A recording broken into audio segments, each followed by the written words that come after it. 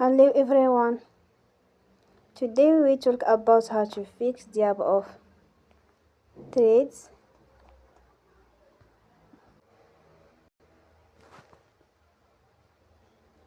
Then we click on apps. After that we search the app Threads and we click. Then we will on for stop. After that we go to storage. Then we click on clear cache. In the end, turn your phone and you will restart your phone again.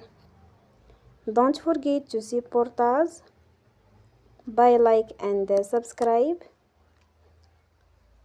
See you next time and thank you for watching.